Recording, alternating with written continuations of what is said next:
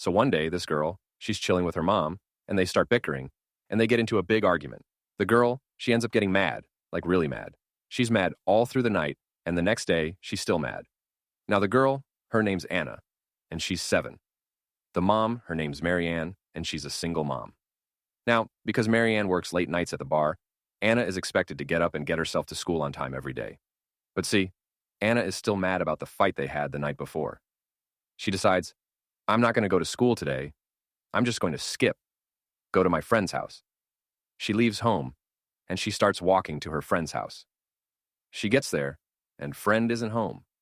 She had already left for school. Anna's like, what do I do now?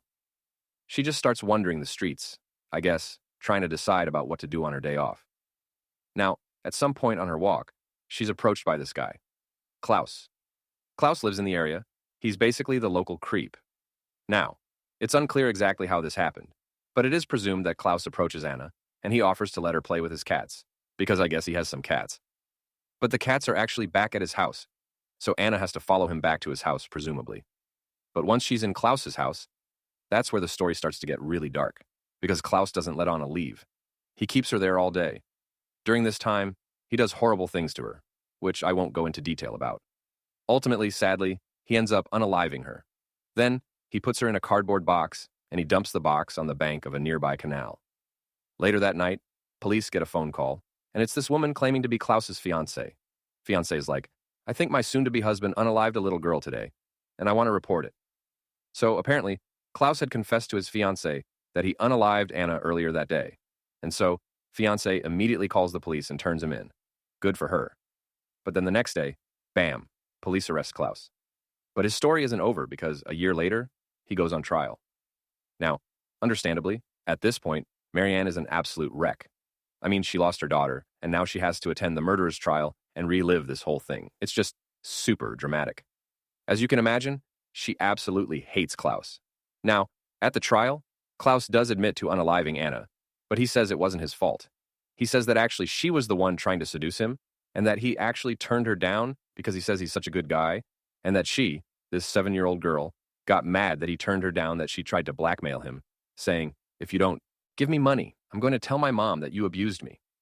Now, no one involved in the case really believes that Anna was trying to blackmail him, but the fact that he's saying these horrible things really pisses Maryanne off. I mean, this turd has the nerve to not only unalive her daughter, but then to get on the stand and tell terrible lies about her, trying to smear her reputation. Fuck this guy. So Maryanne goes home, and she can't stop thinking about this. It is consuming her. How could he do that? And so she goes and she gets her pew-pew, and on the 3rd day of the trial, it's a normal day. And Maryanne, she shows up to court like everyone else, and the courtroom is full of people. And she walks in, and she sees Klaus sitting there with his back to her. And that's when she reaches down into her purse, and she pulls out her pew-pew, and she points it at him, and she starts blasting. Blam, blam, blam. She fires 8 times and hits him 7 times. Klaus, he falls to the floor. He is instantly unalived. Everyone is shocked. Maryanne, she drops her pew-pew, and she says to everyone, and I quote, he killed my daughter.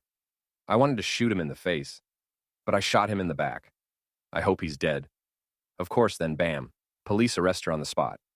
Eventually, she goes to trial, and she's found guilty of premeditated manslaughter and unlawful possession of firearms, and she's sentenced to 6 years in prison, but they let her out after only serving 3. Good for her. Maybe it was worth it.